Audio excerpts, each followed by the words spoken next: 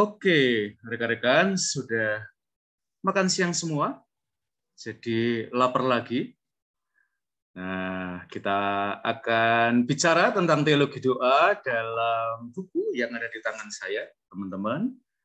Buku ini sudah ada di perpus kita ya, jadi kalian boleh lihat-lihat di perpus ada beberapa buku yang saya taruh di sana, jadi silahkan kalian bisa mengakses.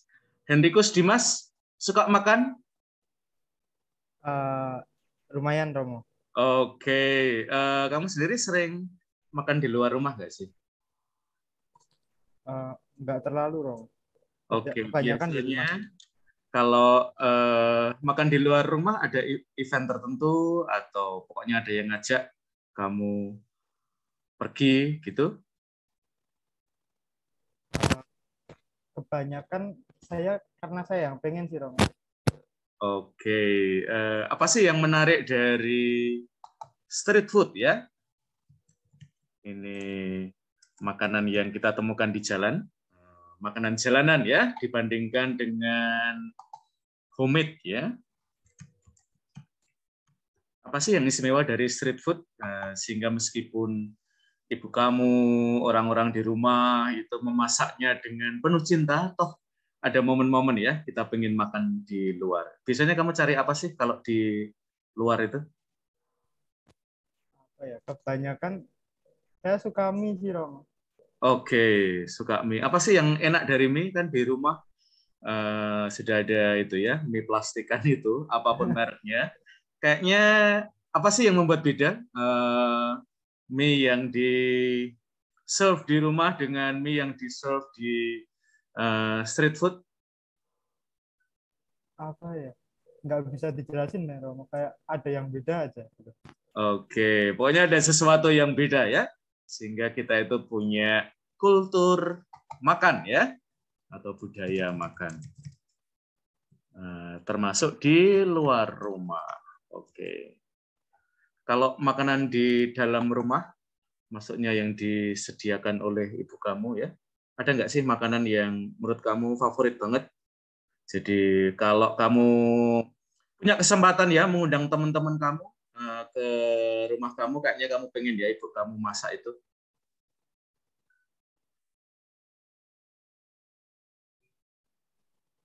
Nggak tahu sih, Romo. Bingung. Oke, ya wis, enggak apa-apa ya. Sekarang kita ke Nicholas. Yuk, Nicholas, suka jajan di luar rumah? Kebetulan tidak, Romo. Oke, tidak tertarik dengan makanan yang dijual di jalan? Bukan tidak tertarik sih, mau cuma dompetnya yang tidak tertarik. Oke, karena keadaan ya. Enggak apa-apa ya. Nanti teman-teman yang ada di buku ini tentu pengalaman yang sangat beragam ya. Dari pengalaman makan di rumah, saya kira kebanyakan dari kalian, kakak-kakak kelas kalian ya, yang semester 8 sekarang ini, ketika nulis bareng dengan saya, mereka banyak berangkat dari pengalaman rumah. Ya. Tetapi juga jangan lupa bahwa sekarang ini juga makan di luar rumah, barangkali juga sudah menjadi budaya baru ya. Kalau ini, Nicholas berarti jarang juga ya order makanan ya? Ya, mau. Kalau order makanan sering? Order mungkin sesekali aja, paling seminggu sekali gitu, atau Oke. 2-3 kali. Paling Biasanya banyak. order apa sih, Nicholas? Saya pengen tahu ya, anak-anak kos ya. Mendekati weekend, mau. Mendekati weekend. Apa sih yang biasanya kamu order? Kalau boleh tahu ya, karena ini kamu seminggu sekali ya, kurang lebih ya. Biasanya sih apa sih yang diorder? Paling sering ayam geprek sih, mau. Itu terus. Oke, ya. Terima kasih. Sama-sama. Kalau makanan di rumah ada yang istimewa? Ya, mau.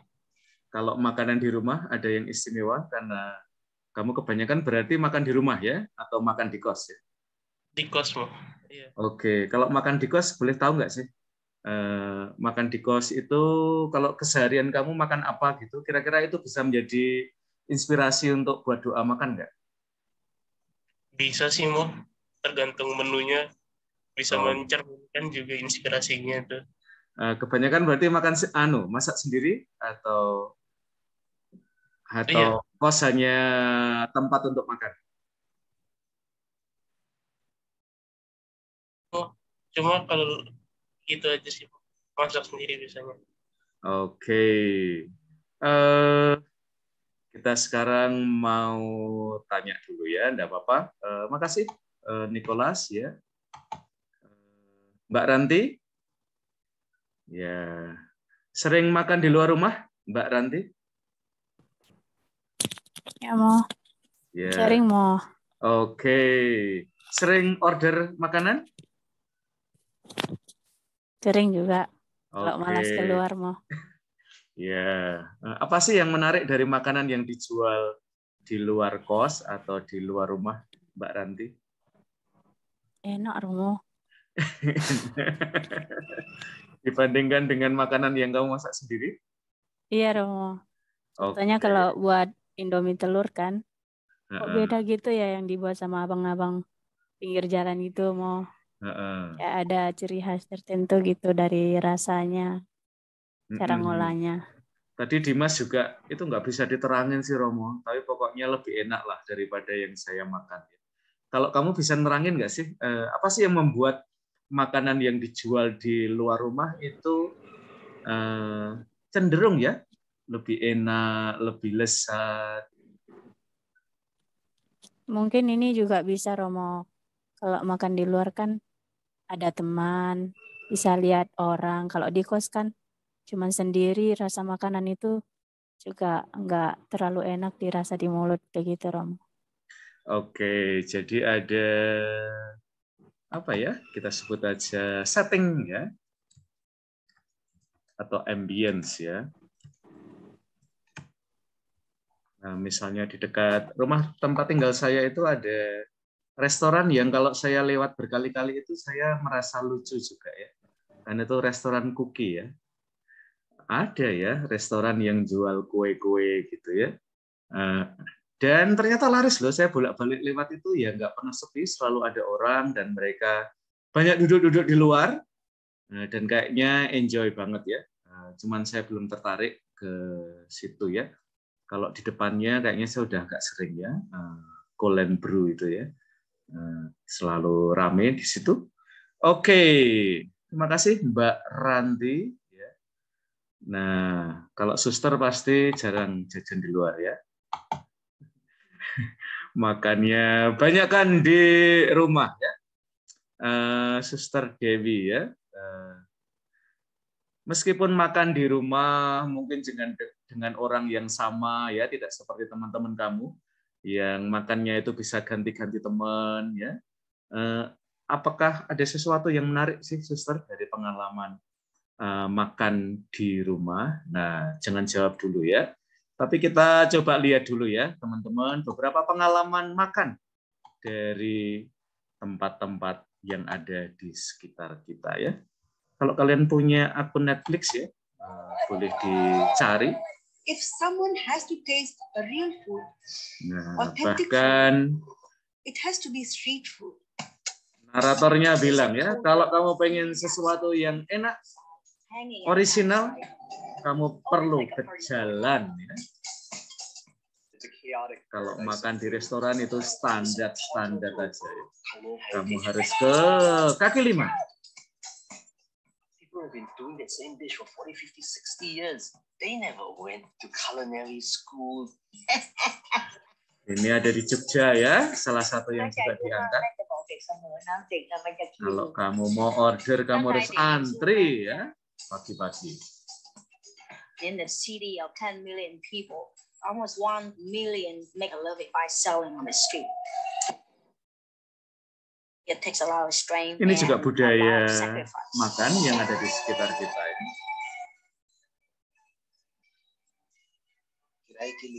Mungkin buku ini belum terlalu avanturir ya.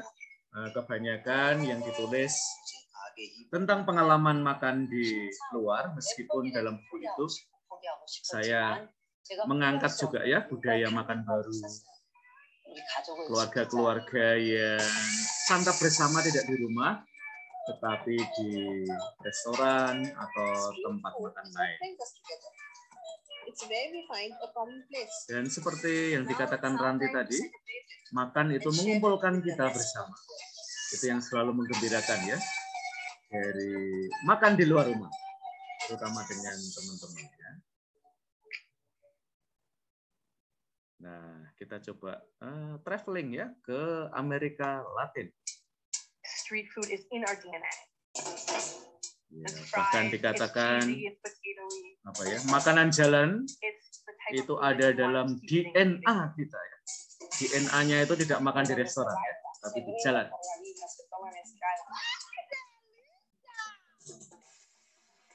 Cuando se toma ese caldo se vuelve muy inquieto, entonces por eso se llama rompecolchón.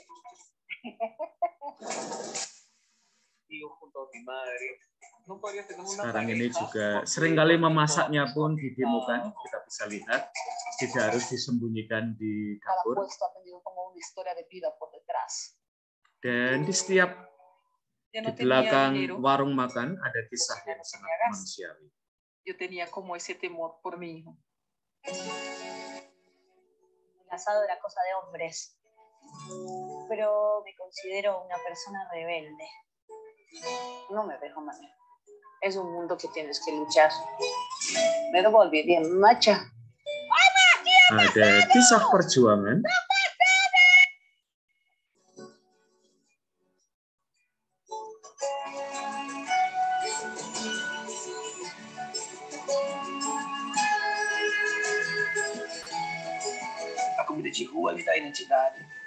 Makanan jalanan memberikan kita identitas bahwa kita ini banyak warna, kita ini beragam.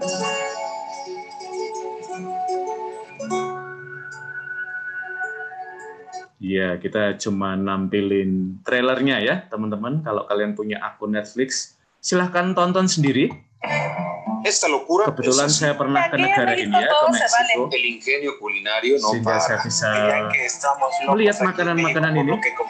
Yo creo que en la cocina no hay reglas. Makanan Meksiko itu semuanya dicampur ya. Bahkan makanan yang sudah ada,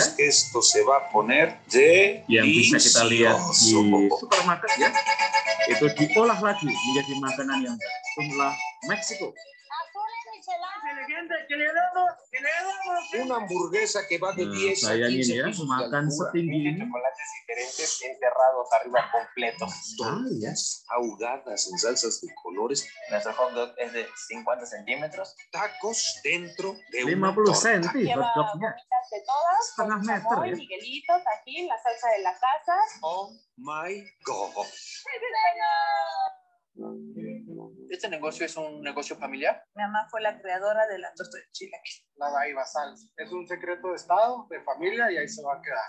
A veces no vendíamos nada. Como que se burlaban y yo simplemente agachaba la cabeza. Soy una mujer trans, orgullosa de serlo. Las corchas arcoíris son una invitación a entender la diversidad que hay en este mundo. ¿Quién es el policía de lo raro para decir, ay, tú sí eres raro? Entonces, raro está bien. Cuando se van a comer, es foto. Le mandaba fotos a mi mamá y decía, mira ahora lo que hice. Ay, Josué, tú nada más perdiendo el tiempo. Nos subieron a las redes sociales, hicieron que nos hiciéramos bien famosos. Yo creo que no estamos locos, no, más bien sabemos comer.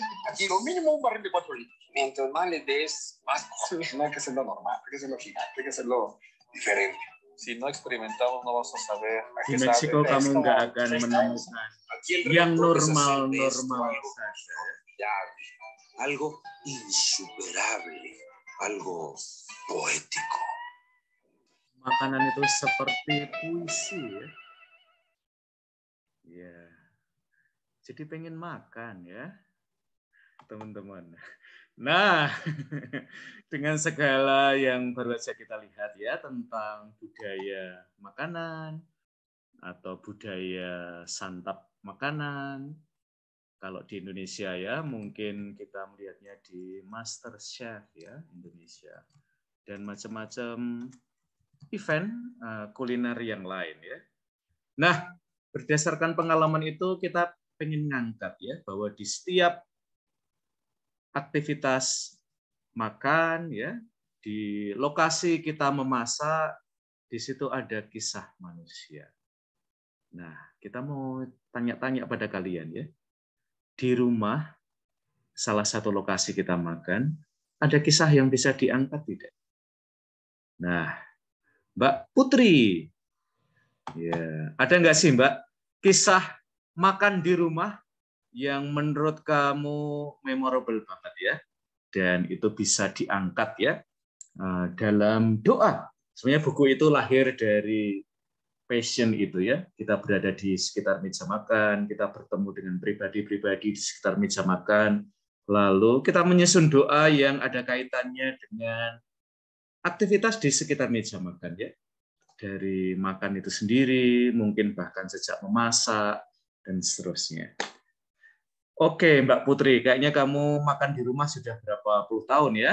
Ada nggak sih salah satu kisah yang menurut kamu paling menarik dari meja makan ya, yang kita boleh tahu dan nanti apa ya kita tuangkan dalam doa makan ya. Tahun ini saya akan membuat sesuatu yang lain, teman-teman, yaitu kita tidak akan mengangkat doa makan karena kita pernah melakukannya pada tahun ya hampir 4 tahun yang lalu ya, 3 tahun lalu tepatnya.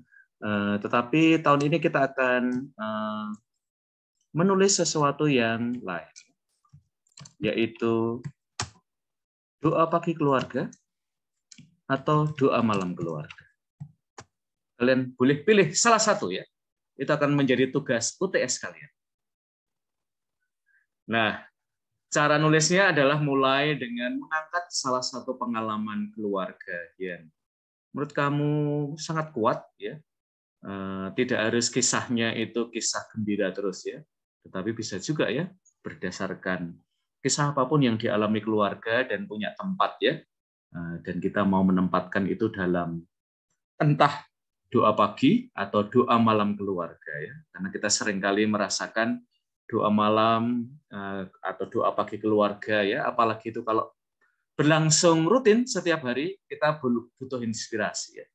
Maka kita mau apa ya, nanti yang kalian tulis itu bisa memberi inspirasi barangkali keluarga-keluarga yang kita mau doa apa lagi kalau kita kumpul secara rutin ya, entah pagi atau malam ya. Barangkali secara tradisional banyak keluarga itu memilih doa malam sebagai sesuatu yang bisa mengumpulkan semua. Tetapi mungkin di beberapa tempat karena terutama profesi ya, mungkin doa pagi lebih mungkin dilaksanakan daripada doa malam. Misalnya di tempat-tempat di mana entah orang tua ya, ayah atau ibu misalnya kerja semua, shift-nya berbeda, pulangnya udah terlalu malam, memaksakan doa malam keluarga barangkali berat ya. Anaknya mungkin sudah ngantuk ya, tetapi mungkin doa pagi lebih mungkin dilangsungkan. Oke, Mbak Putri, kira-kira ada kisah keluarga yang bisa diangkat nggak sih? Nah, nanti kisah keluarga itu tidak harus jadi doa makan ya, tapi bisa juga menjadi doa pagi atau doa malam keluarga. Oke, silakan Mbak Putri. Baik Romo, kalau untuk kisah dalam keluarga itu pasti ada ya Romo ya. Itu. Oke, salah satu kisah yang menurut kamu mengesankan sekali buat kamu sebagai seorang anak ya yang berada di sekitar meja makan, apa sih pengalaman yang mengesankan ya buat kamu? Pengalaman yang mengesankan bagi saya itu adalah saya masih diberi kesempatan oleh Tuhan untuk bisa menikmati kebersamaan bersama dengan keluarga, termasuk orang tua, terus kakak, adik, ponakan, seperti itu Romo. Oke ya, jadi pengalaman togetherness ya. Togetherness ya. Karena sekarang ini yang kita maksud dengan keluarga ya, itu bisa sesuatu yang terentang dari A sampai Z. Ya. Di dalam kegiatan makan, kadang-kadang kita mengalami salah satu barangkali tidak hadir, atau salah satu mungkin pergi duluan.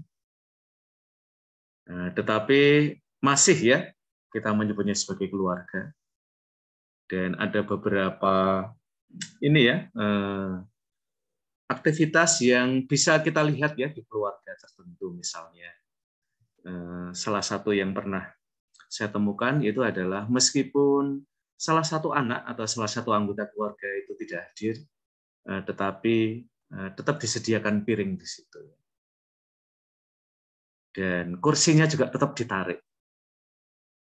Ya, bahwa pribadi itu meskipun dia absen, tetapi oleh keluarga dia dipandang present ya, dia dipandang hadir di situ.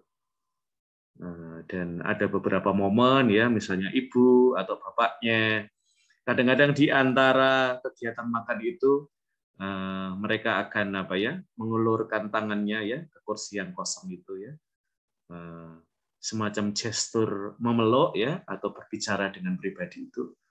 Itu bisa terjadi kalau mungkin salah satu anaknya kerja atau sekolah di tempat yang jauh ya, dan keluarga itu mau mengingat ya kehadiran sosok itu di dalam keluarga. Oke, itu adalah salah satu pengalaman keluarga. Oke, Mbak Putri, silahkan milih salah satu teman kamu untuk melanjutkan kisah di sekitar meja makan. Silahkan Mbak Putri. Mohon maaf Romo, tadi sinyalnya putus-putus. Oke, kamu pilih salah satu teman kamu untuk melanjutkan cerita di sekitar pengalaman yang mengesan di meja makan.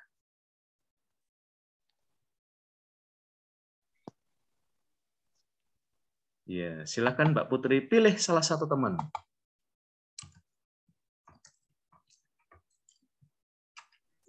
Mungkin bisa Indah, Romo. Oke, Indah. Silahkan. Iya, Romo. Oke, Mbak Anggi ya? Atau siapa ini? Mbak Indah. Iya. Karena yang muncul kameranya Mbak Anggi, yang omong Mbak Indah. Ya. Yuk, silakan Mbak Indah. Iya. Keluarga mau yang mengesan gitu. Kalau dari aku sendiri, kalau dari keluarga, kalau misalnya kumpul makan sama bapak ibu gitu, nggak pernah lebih sama nenek. Karena nenek kakek dulu kan dari kecil ikutnya nenek sama kakek. Hal yang mengesan itu ketika kita bersama mau makan gitu, kalau saya lupa doa gitu, terus dimarahin sama kakek. Kalau mau makan tuh doa gitu. Oke, how do you make meaning of it ya? Bagaimana kamu memaknai kehadiran kakekmu atau nenek kamu ya di dalam peristiwa makan itu? Apakah lebih baik lain kali kalau makan kakek dan nenek nggak usah diajak aja ya?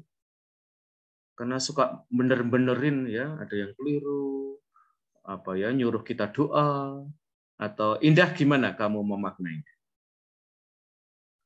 Ya senang sebenarnya senangnya, aku masih diingetin gitu. Karena aku lupa nih aku diingetin, bukan terus ngerasa jengkel atau gimana gitu, enggak.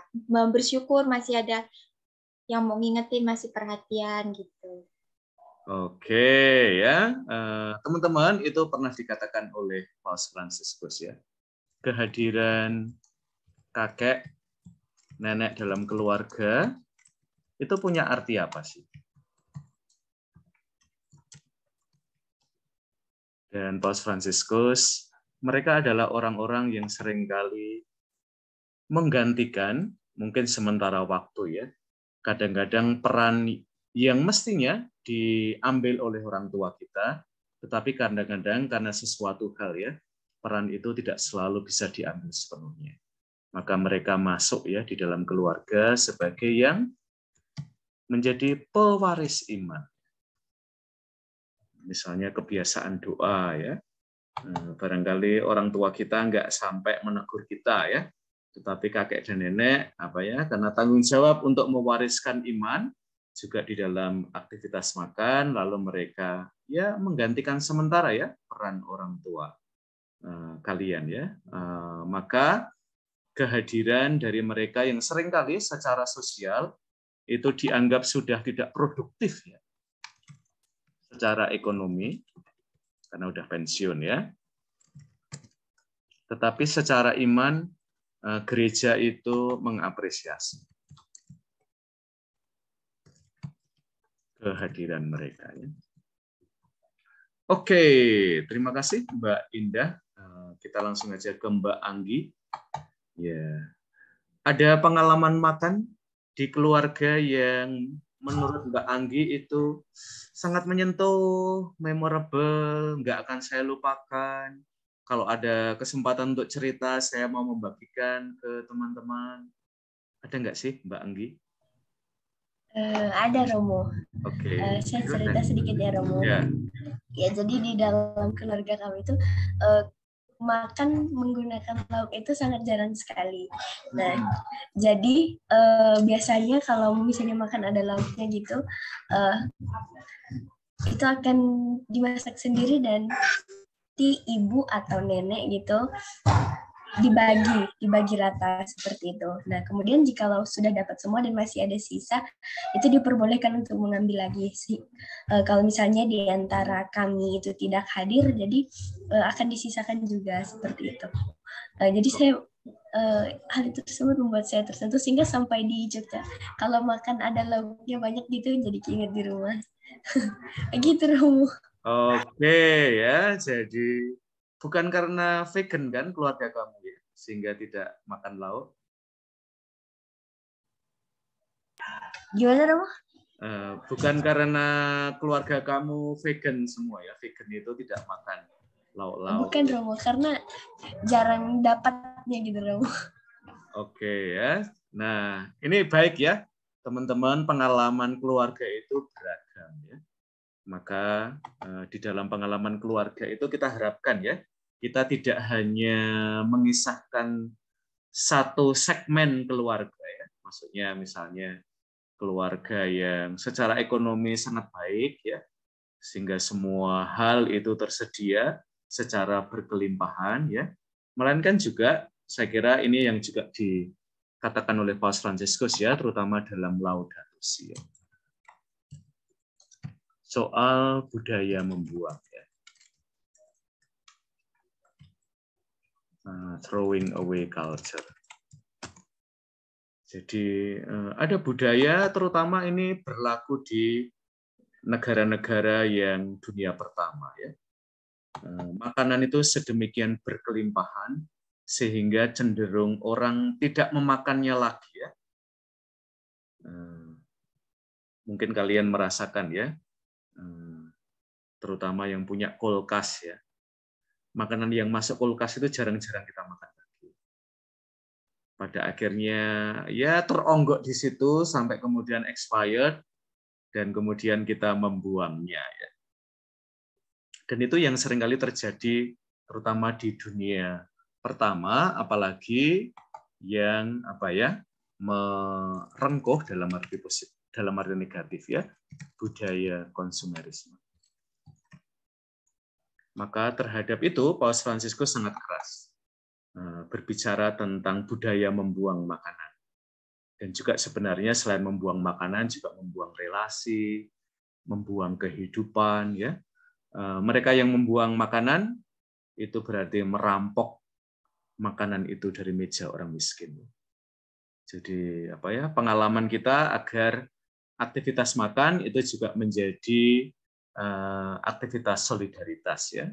Itu juga ada di dalam tema buku.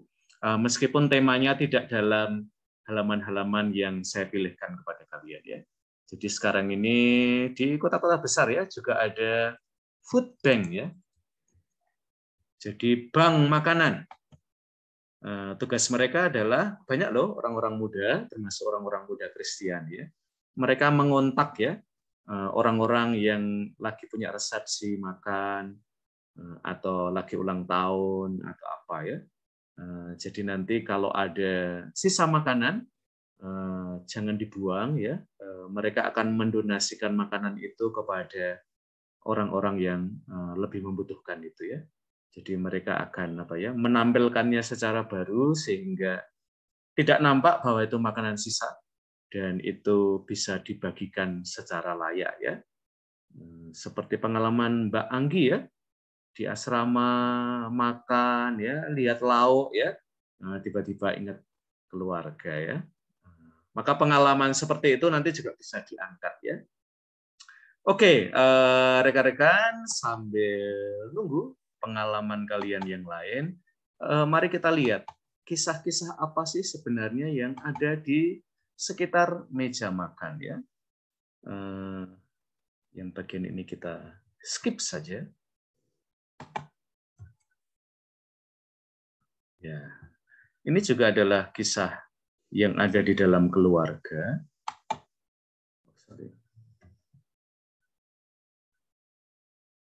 Kadang-kadang ngekliknya di bagian mana ya kamu?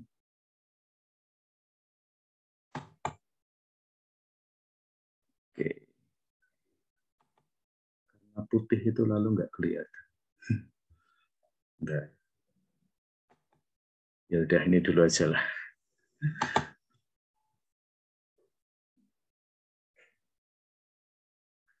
Sebenarnya kisah-kisah keluarga seperti apa yang ada di sekitar kita?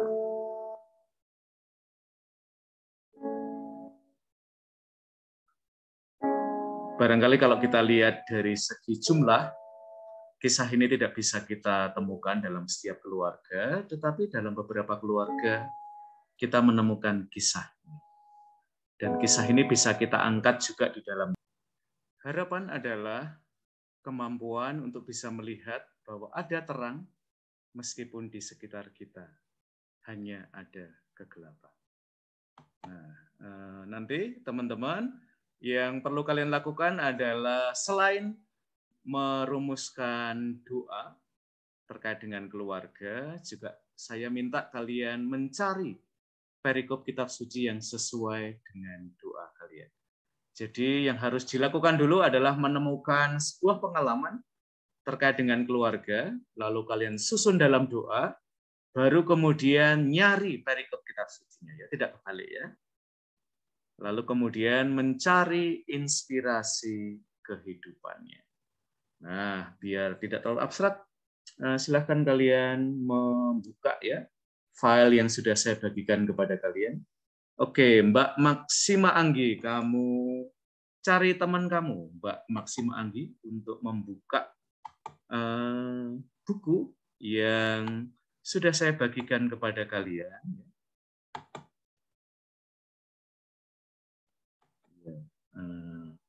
Bagian mana dari buku itu yang menurut kalian itu inspiratif ya?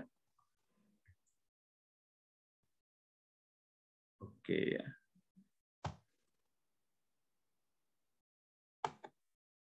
Silahkan Mbak Anggi menunjuk salah satu temanmu.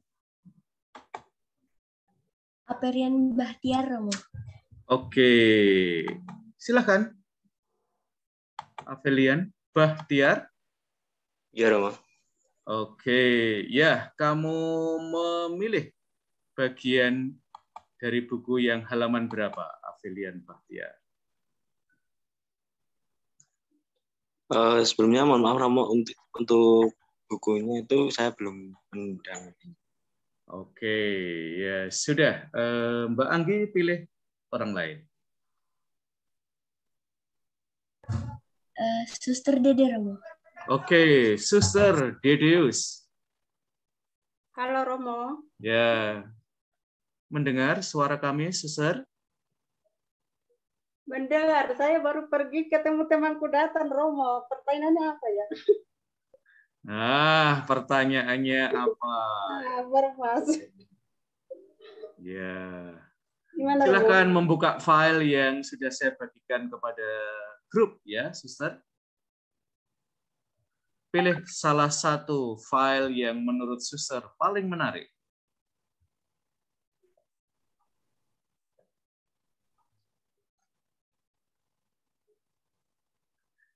Sudah ketemu, Suster? Tadi sudah baca-baca sih Romo. Oke, pilih yang halaman berapa, Suster? Belum pilih. Baru baca dari awal pemahamannya. Oke, ya sudah. Sekarang dipilih, Suster. Kalau menurut aku sih doanya itu doa itu nggak ada salahnya, misalnya doa untuk spontanitas kitab suci, menurut sesuai kitab suci atau apa, itu kayaknya nggak ada salahnya sih. Yang penting iman itu butuh apa, melalui hati, kalau bukan harus merangkai dengan kata-kata yang bagus sih. Kalau menurut pengalaman saya pribadi sih, dalam keluarga itu kalau doa bersama itu sih jarang, Rom. Kalau makan bersama itu. Oke, ini Suster ya. Oke, sekarang Suster milih salah satu sambil saya memberikan keterangan sedikit ya. Jadi yang kita harapkan dari doa kalian itu ada teologi doanya. Doa lebih dipahami sebagai persahabatan dengan Allah, sebagai intimitas dengan Allah. Itu perlu nampak di dalam doa kalian ya, bahwa itu spirit yang ada di dalam doa kalian. Maka teman-teman doa yang rapi tidak selalu bagus. Doa yang secara tata bahasa baik itu belum tentu menyentuh. Maka doa kalian perlu terutama agar bisa menjadi ungkapan persahabatan dengan Allah, perlu lahir dari meja makan. Ya. Doa yang ditemukan di internet itu kemungkinan besar tidak menyentuh. Sekurang-kurangnya tidak akan menyentuh saya, karena bukan kamu yang membuatnya. Ya. Jadi misalnya Mbak Anggi tadi ya, saya lahir ya, dan di sekitar meja makan ya, yang saya temukan itu ada kesederhanaan ya, maka doanya juga tentang kesederhanaan itu ya. Maka mungkin syukurnya itu lain ya dibandingkan dengan teman-teman yang selalu ada ya, semuanya tersedia. Sementara buat Mbak Anggi, untuk bisa ada itu perlu sesuatu yang kerja keras banget ya. Maka keberadaan lauk di atas meja makan itu buat Mbak Anggi sudah sesuatu yang dirayakan ya. Apalagi sekarang ini di asrama ya, Mbak Anggi, kayaknya ada lauk terus ya. Kayaknya saya nggak pernah lihat di asrama tidak ada lauk ya. Betapapun mungkin bentuknya jauh lebih simpel ya, tetapi lauk itu selalu ada ya. Maka itu yang perlu diangkat di dalam doa ya. Maka mungkin bagian dari Bapak kami yang berilah kami rezeki hari ini itu menjadi jauh lebih berkesan ya dalam pengalaman iman kalian ya. Itu alasannya ya teman-teman mengapa judulnya Give Us This Day Our Daily Bread. Karena ternyata bagi sebagian keluarga pengalaman makanan tersedia itu tidak bisa diandalkan.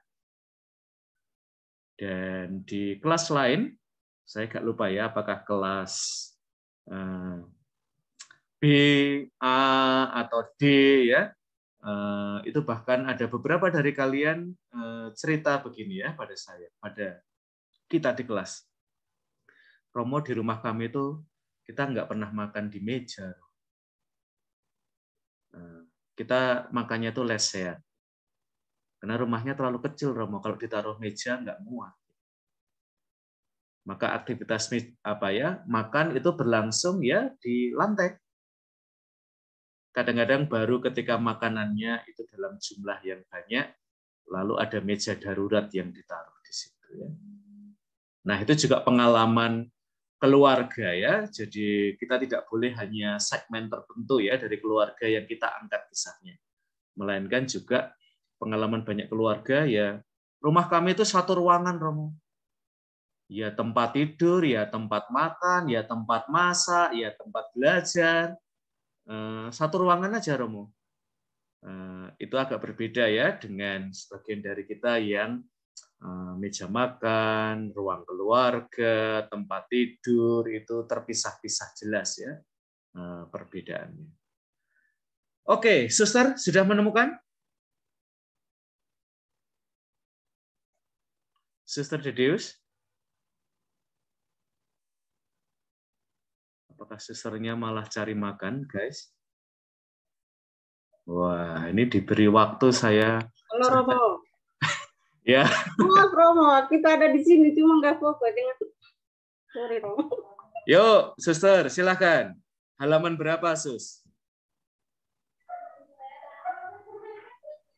Romo, yang saya angkatnya itu di pertama itu. Ya sudah, silakan dibaca, Suster. Yang bagian doanya. Bagian doanya. Ya, doa sebelum makan dan doa sesudah makan. Doa yang ini tentang mana menjadi roti bundar. Oke, silakan dibaca. Halaman berapa itu? Di empat atau 3. Oke, silakan. Suster dibaca. Baca doanya Romo. Iya, Suster. Jangan menguji kesabaran saya ya, Suster ya. Ini udah sore ya. Ini saya tinggal sisa-sisa tenaganya. Ya Allah, sang penganugerah rezeki, kami bersyukur padamu atas berkat makanan yang sekarang tersedia di atas meja makan. Engkau memberikan kelimpahan rezeki kepada kami sebagaimana Engkau telah menurunkan mana kepada umat Israel untuk mereka olah menjadi roti bundar. Penghasilan yang kami dapat dari kerja keras kami percaya berasal dari anugerah-Mu yang menyelenggarakan kehidupan. Kami berterima kasih secara khusus kepada pribadi-pribadi yang telah mengolah anugerah rezeki-Mu menjadi makanan bagi semua yang berkumpul di sekitar meja. Semoga anugerah makanan darimu menjadi berkat bagi kehidupan kami. Kami mengaturkan doa dengan perantara Kristus Tuhan dan pengantara kami. Amin. Oke, silakan doa sesudah makannya. Bentar Romo, ada apa suara-suaranya di belakang. Ya, nanti nama anak-anak yang ramai itu bisa diberikan pada saya, Yesus. Bukan anak-anak, itu suster-susternya. Iya, Suster Sevi memang begitu ya, rame-rame ya. Enggak. Ini Suster Dewi Kartika mungkin. Sudah terima saya. Formatio mereka harus di. Silakan, Suster. Allah sang penganugerah rezeki, kami bersyukur kepadamu atas berkat makanan yang telah kami santap bersama keluarga. Kami mensyukuri berkat makanan sebagai yang datang dari kemurahan hati-Mu.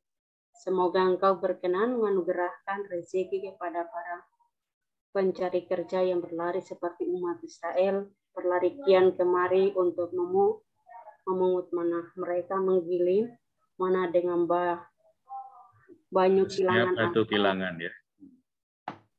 Kilangan atau menumbuhkan dalam lubang dan memasakkan dalam periuk. Semoga Engkau menganugerahkan berkat secara khusus kepada saudara-saudari ingin mendapatkan rezeki hidup dengan mengolah bahan makanan.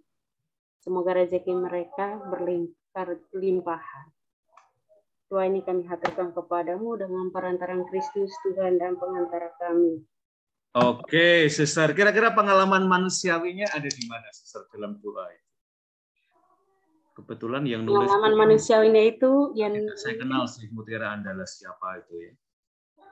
Pengalaman manusiawi itu kayak itu umat itu kan awalnya kan mereka di Mesir itu kan semua makan enak-enak sampai di sana kan mereka wah kok kenapa terjadi seperti ini sampai protes-protes Tuhan lah, protes Musa lah itu. Nah, saya belajar untuk bagaimana apapun makanannya berusaha untuk bersyukur karena belum tentu orang lain itu mendapat seperti itu dan berusaha untuk selalu bersyukur dengan doa, ucapan syukur.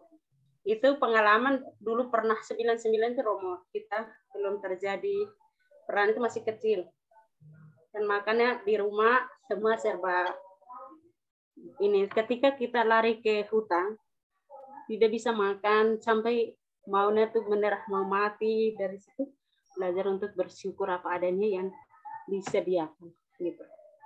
Oke, suster dari Timur Leste ya? Iya, Romo.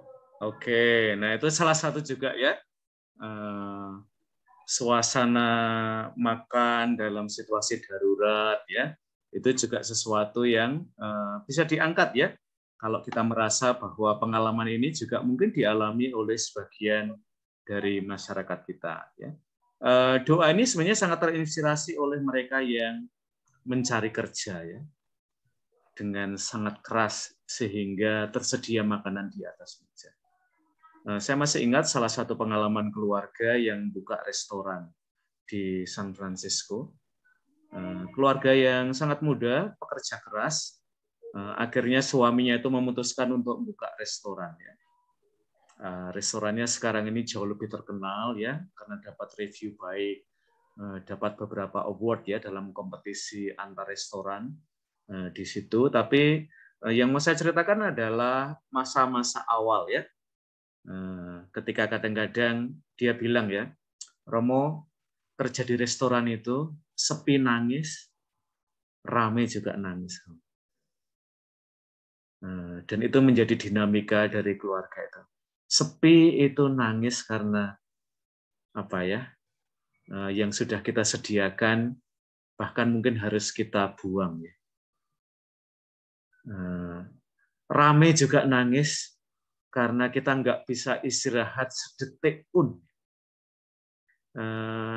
Mereka punya seorang anak kecil yang saya punya kedekatan dengan dia, dan dia bilang ya, nah ini Romo apa ya, kami kerja keras dengan istri ya, istrinya bekerja di tempat lain, tapi kemudian kalau istrinya udah pulang kerja, dia membantu suaminya ya di restoran ya, dan dia bilang, anak saya Romo, itu cuman ketemu kami itu 1 jam.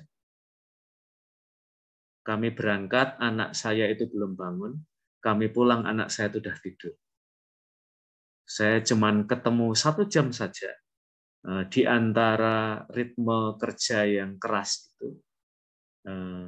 Dan saya tidak tahu ya. Mudah-mudahan anak saya tidak protes bahwa kami hanya bisa ketemu dia 1 jam dalam sehari.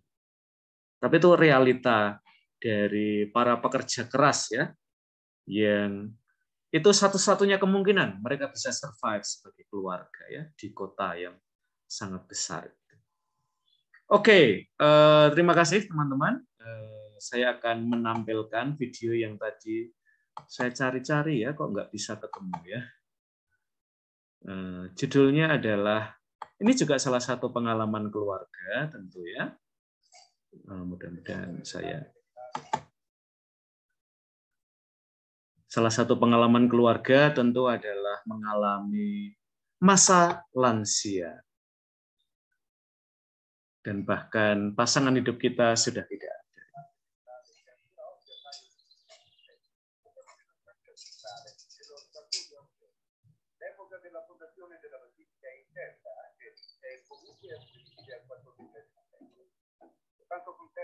Dan film ini mengingatkan kita ya, rekan-rekan, memilih satu pengalaman yang istimewa itu ternyata tidak gampang ya.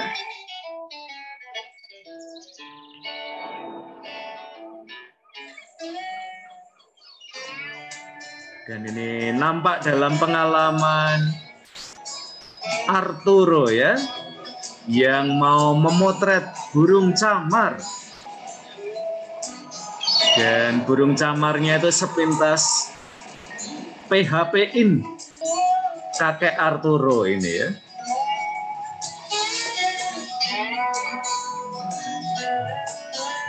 Menikmati masa lansia.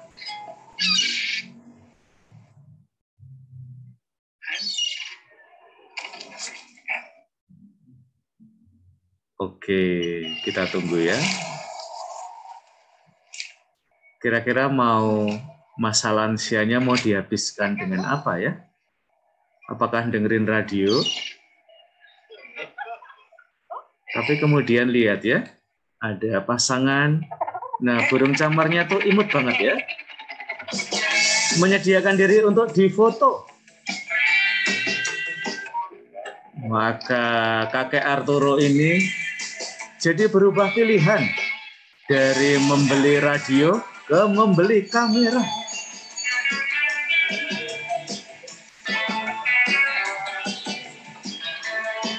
Kira-kira berhasil nggak ya memotret burung camar yang imut ini? Mulai hunting. Objeknya sudah kelihatan, kameranya yang agak masalah ya. Ya, kameranya sudah oke, objeknya yang lari ya.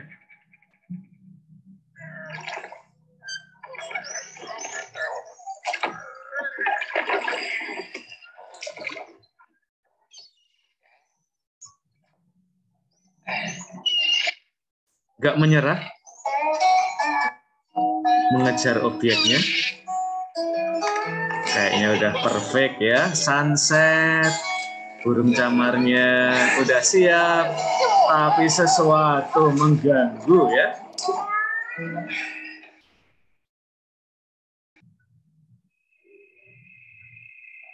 Nah, sekarang dikonsep ya. Nunggu burung camarnya datang. Kayaknya akan perfect banget ya. Tapi burung camarnya nggak datang-datang. Yang datang malah kucing yang mau ngambil ikan. Yang udah di skenario nanti diambil oleh burung camar.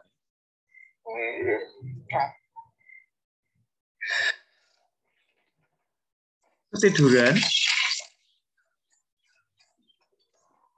Ada suara klik, klik, klik, klik, klik, klik. Siapa ini yang usil ya?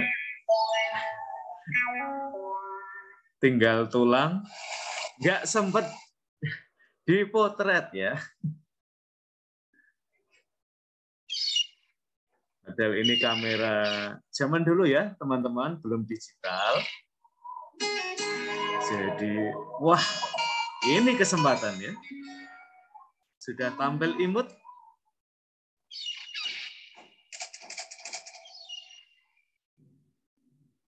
Ya, filmnya habis ya. Nah, manakah foto yang terbaik?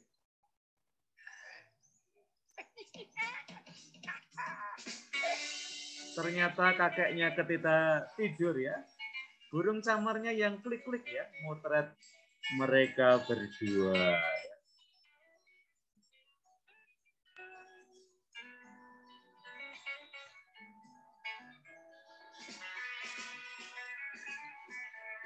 Maka silahkan nanti kalian mencari ya dari beberapa momen yang menarik, mana yang terbaik ya. Oke, kita sudah mendapatkan satu contoh ya. Nah, sekarang saya membuka kesempatan pada kalian ya. Apakah ada pertanyaan terkait dengan tugas? Tugas kalian akan dikerjakan dalam waktu 2 minggu ya. Dan itu akan menjadi tugas UTS kalian. Apakah ada pertanyaan dulu terkait dengan tugasnya? Seberapa panjang? Sepanjang yang ada dalam buku ini ya, kira-kira. Silakan, Suster Dewi Kartika.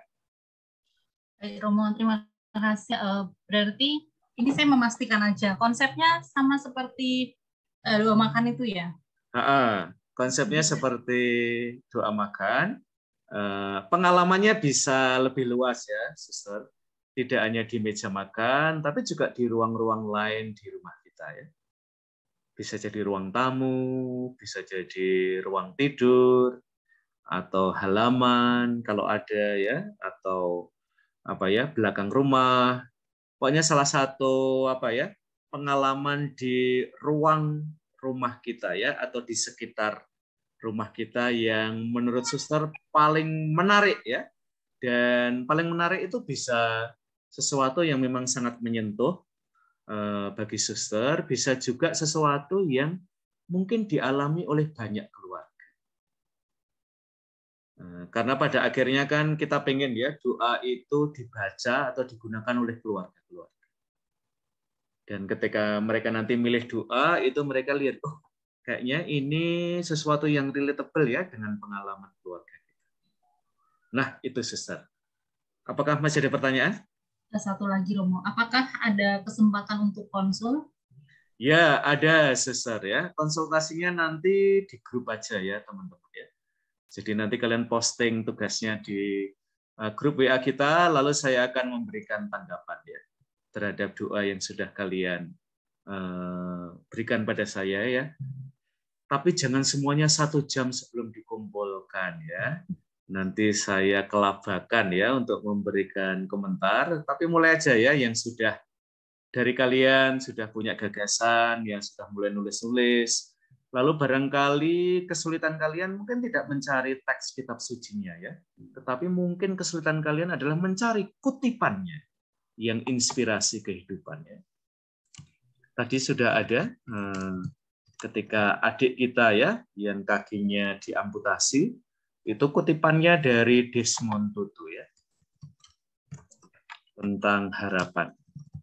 Nah nanti teman-teman ketika kalian mulai menulis doa, dan ini kita harapkan ya ada hubungan yang lebih personal, persahabatan dengan Allah ya, dan juga kalau kalian bisa mempertemukan ya. Tadi doa yang dipilih oleh Sister Didius ya. Ini Sister Didius melanjutkan ngobrol dengan tamu atau mendengarkan kita? Masih ada di sini Romo. Oh. Ternyata ada di sini ya, mempertemukan teks kitab suci dan pengalaman hidup ya. Jadi nanti di dalam doa kita harapkan ya ada inspirasi kitab sucinya, ada juga dari kehidupan kita itu ketemu ya pada sebuah titik di dalam doa. Nah ini yang kadang-kadang menurut saya agak hilang ya dalam banyak doa. Kadang-kadang inspirasi kitab sucinya terlalu mendominasi ya. Padahal pengalaman keluarga itu indah banget loh kalau bisa masuk di dalam doa. Jadi pastikan bahwa kalian berangkat dari pengalaman kalian berada di dalam keluarga ya. Apapun situasinya ya.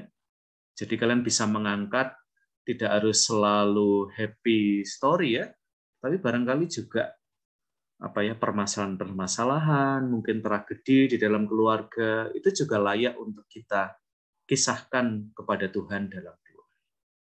Oke, Suster Dewi, apakah masih ada yang mau ditanyakan? Cukup Romo, terima kasih. Oke, apakah ada pertanyaan lain, teman-teman? Terkait dengan tugas yang akan menjadi UTS kalian. Ya. Romo, saya ingin bertanya. Oke, silakan. Dari buku yang Romo kirim di grup itu berarti kita buatnya sama persis, maksudnya bentuknya itu seperti yang Romo tulis. Misalnya di sini ada kutipan perikop kitab suci, kemudian inspirasi kehidupan, lalu kita tuliskan inspirasi itu dalam sebuah doa. Begitu, Romo? Ya, betul ya. Lalu bentuknya tidak harus seperti di dalam buku itu ya, dalam arti formatnya ya, tapi format biasa aja ya, jangan dibuat sudah 2 ini ya, kiri kanan begitu ya. Itu nanti akan kami lakukan ya, tapi yang kalian lakukan formatnya biasa aja. Lalu yang penting adalah mulainya tidak dari kitab suci ya, mulainya dari doamu. Kalian menemukan sebuah pengalaman atau sebuah tema yang relatable ya dengan pengalamanmu berada di dalam keluarga. Dan itu yang kamu doakan, baru nyari perikop kitab sucinya, lalu baru nyari inspirasi kehidupannya. Ini ada beberapa situs ya yang kalian bisa gunakan, misalnya AZ Quotes ya. Itu AZ. Ini adalah salah satu situs ya. Tinggal kalian nanti cari kata kuncinya ya. Misalnya apa dalam pengalaman keluarga ya, misalnya sadness. Jadi pengalaman saya di keluarga itu ya ada dukanya ya, bahkan mungkin tidak hanya sadness ya, tapi mungkin kematian. Lalu kalian klik aja kata itu, nanti ada banyak quotes ya, lalu cari quotes yang paling dekat dengan pengalaman keluarga kalian. Lalu situs lain ada banyak ya, tapi yang saya ingat aja, misalnya brainy quotes ya, kutipan-kutipan cerdas ya. Biasanya kutipan yang paling baik ada di paling atas. Tetapi bisa jadi yang paling atas tidak terlalu cocok ya dengan pengalaman kalian. Jadi silahkan dibaca-baca mana di antara kutipan-kutipan itu yang lebih kena punya kaitan sangat dekat dengan pengalaman kalian. Dari pengalaman saya mengedit buku ini, yang paling susah adalah mencari inspirasi kehidupan. Rata-rata dari kalian itu ngutip kutipan yang sama ya. Padahal kalian itu jumlahnya 90. Bayangkanlah ya, saya harus mencari berapa puluh kutipan sehingga kutipannya itu satu berbeda dari yang lain. Nah, jadi silahkan teman-teman kreatif ya, jangan misalnya Teresa dari Kalkuta, berapa puluh kutipan isinya itu semua ya, boring ya. Jadi kalian harus mencari kutipan-kutipan lain. Oke, apakah menjawab atau ada sesuatu lain yang ingin kamu tanyakan? Baik, Romo sudah menjawab. Oke, apakah ada pertanyaan lain?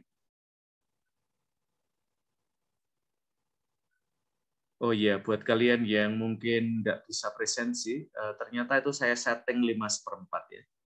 Jadi setelah kelas baru kalian bisa presensi sampai 5 menit sebelum jam 12. Mbak Anggi, apakah mau bertanya? Belum, Romo. Sudah terwakilkan oleh Enda dan Suster. Ya, oke. Nah, ini teman-teman, untuk mengakhiri kelas kita, ini ada salah satu pengalaman keluarga juga ya. Barangkali pengalamannya itu agak terbatas, tidak semua dari kalian mengalaminya. Tetapi ini pengalaman anak yang akhirnya menyadari bahwa ternyata dia itu anak asuh. Nah, kemudian pengalamannya gimana ya dengan anak asuh? Nah, kita lihat ya.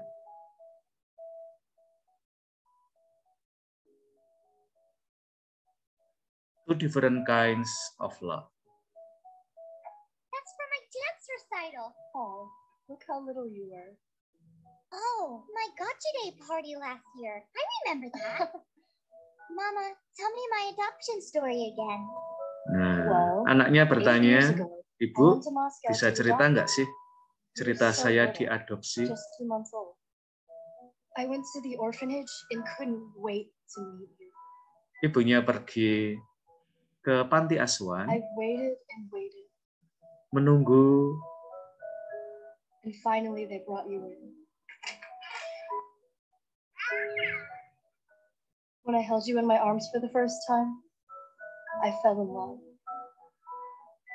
From that moment, ada chemistry ketika mereka ketemu pertama kali. But why was I in the orphanage? Well, tapi mengapa ya kok saya ada di panti asuhan? My mother just couldn't take care of a child at the time.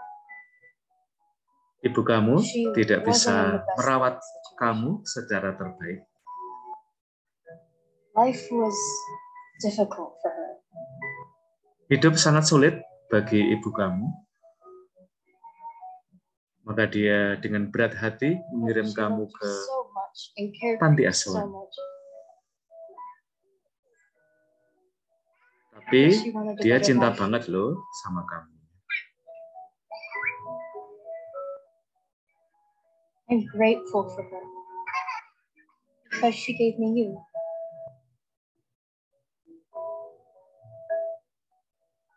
There's actually something I've been wanting to show you. Dan ibunya mengambil sebuah kotak yang waktu itu diberikan ke panti asuhan. I've been saving this for when you were ready. When we were both ready.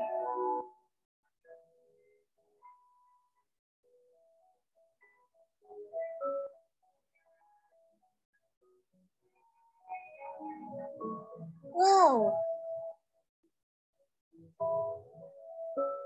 So, this is me? That's you. And this is her? Yes, Wow, she's pretty. just like you. Look, she's an artist too. Yep, just like you. That's two things we have in common. You're right. Kamu punya banyak kesamaan ya. It says, once there were two women who never knew each other. One you do not remember, the other you call mother. Two different lives, shaped to make you one. One became your guiding star, the other became your sun. The first one gave you life, and the second taught you to live. Suatu ketika ada dua perempuan yang tidak kenal satu sama lain. The second was there to give it. One gave you emotions, the other calmed your fears. One saw your first sweet smile, the other dried your tears. Tapi dua-duanya memberikan cinta pada kamu. The other prayed for a child, and her hope was not denied. And now you ask Dua-duanya me adalah through ibu. tears, the age-old question through the years. Heredity or environment, which are you a product of? Neither, my darling, neither. Just two different kinds of love. Remember that, Annika, that no matter what, you always were and always will be loved.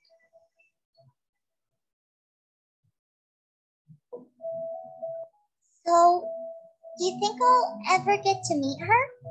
Well, it would take a while. Apakah mungkin Try to find her, saya bisa ketemu dia lagi? if that's what you want. Yeah, Kita cari ya. we do find her. We could invite her to one of my Gotcha Day parties. We sure could. We could have borscht or those little pancake things. Sure, okay. Or I know, we could have vodka. No.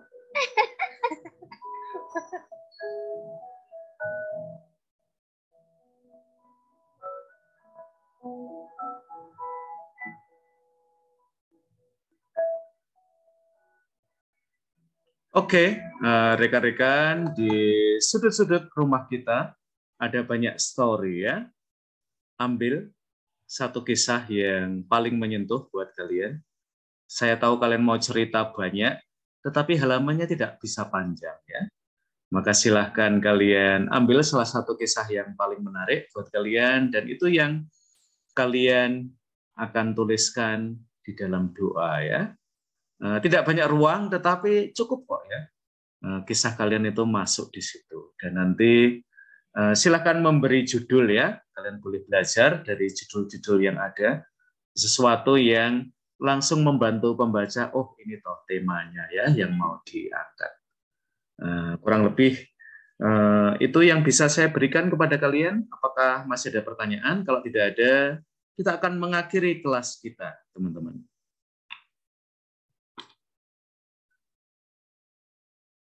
Akan dikumpulkan 2 Jumat yang akan datang. Ya. Minggu depan, minggu depannya lagi. And that's it. Itulah UTS kalian ya. Tidak ada tugas lain lagi selain itu. So, do it best ya. Nah, sekurang-kurangnya tulisan kalian menyentuh saya ya. Kalau tulisan kalian tidak berhasil menyentuh saya, tulisan kalian akan gagal menyentuh orang yang tidak kenal kalian. Kerjakan yang terbaik ya. Jangan nyari doa di internet. Doa yang di internet nggak bagus-bagus ya. Karena tidak ada pengalaman kalian. Yang membuat bagus itu karena ada pengalaman kalian. Ketika penulisan buku ini ya, beberapa mencoba mencari doa di internet ya. Dan mereka saya minta untuk merevisinya. Doa kayak gitu tidak menyentuh ya. Oke, rekan-rekan, kalau sudah tidak ada pertanyaan, kita akhiri kelas kita. Dan selalu, thanks God, it's Friday guys. Ini hari Jumat, Sabtu libur, Minggu libur, dan kita baru kuliah lagi hari Senin. So, silakan menikmati masa hari-hari libur kalian yang panjang ya, dari Jumat sore sampai Minggu ya. Jangan lupa kalian istirahat, dan kalau kalian pengen mendapatkan kisah-kisah yang lain ya, silahkan jalan-jalan ya, temukan kisah di jalan, tidak hanya menemukan makanan ya, tetapi ada banyak human stories. Dan jangan lupa melihat lagi ke rumah kalian. Ada banyak kisah yang sampai sekarang mungkin masih tersembunyi dan hanya kalian yang tahu. Mengapa kita tidak membagikan salah satunya kepada khalayak yang lebih luas? Oke, selamat sore dan selamat berakhir pekan. Terima kasih Romo. Oh, Terima kasih Romo. Ya. Terima kasih Romo. Terima kasih Romo. Selamat sore Romo.